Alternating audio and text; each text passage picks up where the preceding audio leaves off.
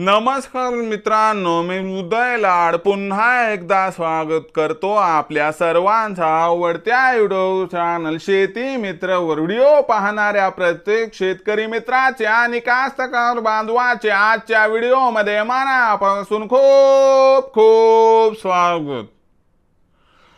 मित्रांनो, thumbnail पाहितलं, title वाचलं हो मित्रांनो, सामान्य कापूस उत्पादक कास्तकार बांधवांचा सर्वात महत्त्वाचा सवाल की अखेर कधी करावा आता कापसाच्या पिकामध्ये मॅग्नेशियम सल्फेटचा वापर। सध्याच्या कंडिशनचा सर्वात महत्त्वाचा सवाल आहे की अखेर कधी करावा आता कापसाच्या पिकामध्ये मॅग्नेशियम सल्फेटचा वापर। या प्रश्नाचा अचूक उत्तर जाणून घेण्यासाठी आता आपण सर्वांनी व्हिडिओ सुरुवातीपासून शेवटपर्यंत पाहावा। व्हिडिओ सुरुवातीपासून शेवटपर्यंत पाहत असताना जर आपल्याला मनापासून आवडला तर जरूर या व्हिडिओला लाईक करा। जास्तीत जास्त कास्तकार बांधवांपर्यंत व्हिडिओ पाठविण्यासाठी जरूर व्हिडिओला शेअर करा। सबस्क्राइब करून जरूर नोटिफिकेशन बेलला ऑल करा, यामुळे येणारा प्रत्येक व्हिडिओ हा आपणास या ठिकाणी मिळत राहतो। तर बघा मित्रांनो, सामान्य कापूस उत्पादक कास्तकार बांधवांचा सर्वात महत्त्वाचा सवाल की अखेर कधी करावा आता कापसाच्या पिकामध्ये मॅग्नेशियम सल्फेटचा वापर। या प्रश्नाचा अचूक उत्तर आता जाणून घेऊयात की अखेर कधी करावा आता कापसाच्या पिकामध्ये मॅग्नेशियम सल्फेटचा वापर। या प्रश्नाचा अचूक उत्तर घेऊयात। बघा मित्रांनो, मॅग्नेशियम सल्फेट म्हणजे काय की आपल्या कापसाच्या पिकावरती मॅग्नेशियमची कमतरता झाल्यामुळे कापसाच्या पिकाची पाने लाल पडतात आणि त्याचबरोबर फोटोसिंथेसिस म्हणजे भविष्यात प्रकाश संश्लेषणाची क्रिया व्यवस्थित न झाल्यामुळे आपल्या कापसाच्या उत्पादनात प्रचंड घट होऊ शकते।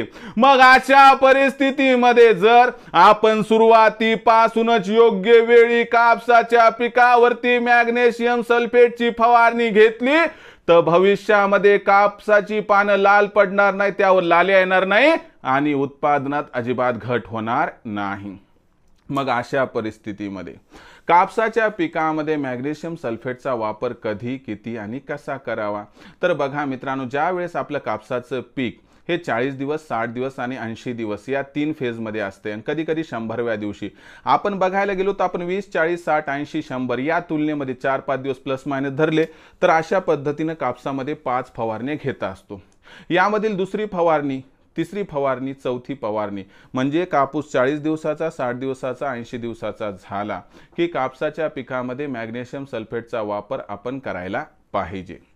म्हणजे या ठिकाणी एक गोष्ट लक्षात घ्या की कापसाच्या पिकामध्ये आपण कीटकनाशकाचा जो स्प्रे घेणार 40व्या, 60व्या किंवा 80व्या दिवशी, तर या 3 पैकी अलीकड पलीकड जरी झालं 4-5 दिवस हरकत नाही, तर या तिन्ही डोसमध्ये आपल्याला कीटकनाशकासोबत काय करायचं मित्रांनो, 50 ग्रॅम 15 लिटरच्या पंपामध्ये मॅग्नेशियम सल्फेट मिक्स करून फवारणी करून घ्यायची आहे। यामुळे आपल्या पिकाला आवश्यक असणारं मॅग्नेशियम मिळेल आणि जे सल्फर मिळणार आहे त्या सल्फरमुळे कापसाच्या पांढऱ्या मुळाची योग्य वाढ होणार आणि बुरशी लागण्याची शक्यता पण कमी होणार। म्हणून लक्षात घ्या मित्रांनो, खर्च काय नाही जास्त, 50, 60, 70 रुपये लय झाला आपल्याला एका एकराला लागेल, पण हा असणारा स्प्रे घ्या। जर मॅग्नेशियम सल्फेटचा स्प्रे आपण 40, 60, 80 आणि सोबतच 100व्या दिवशी म्हणजे दुसऱ्या, तिसऱ्या, चौथ्या आणि 5व्या फवारणीत जर घेतला तर या वर्षी आपल्या कापसाच्या पिकात लाल्या येणार नाही, कापसाची पानं लाल पडणार नाही, ज्यामुळे विक्रमी उत्पादन मिळवण्याचा मार्ग होईल मोकळा। तर मित्रांनो, ही होती सर्वात महत्त्वाची अपडेट आणि आपल्या प्रश्नाचं उत्तर की कापसाच्या पिकामध्ये अशा पद्धतीने करावा मॅग्नेशियम सल्फेटचा वापर। हा संपूर्ण व्हिडिओ आपणास कसा वाटला कमेंट सेक्शनमध्ये लिहून कळवा। आवडला असणार लाईक करा, जास्तीत जास्त कास्तकार बांधवापर्यंत पाठवण्यासाठी शेअर करा, सबस्क्राइब करून जरूर नोटिफिकेशन बेलला ऑल करा, यामुळे येणार प्रत्येक व्हिडिओ हा आपणास या ठिकाणी मिळत राहतो। तर मित्रांनो, अशाच एका नवीन व्हिडिओसह मी आपला मित्र उदय लाड आपल्या सर्वांच्या आवडत्या यूट्यूब चॅनल शेती मित्रावर मिळत राहील। तोपर्यंत माझ्या प्रत्येक शेतकरी मित्राचे आणि कास्तकार बांधवाच्या आजच्या व्हिडिओमध्ये मनापासून पुन्हा एकदा खूप खूप आभार।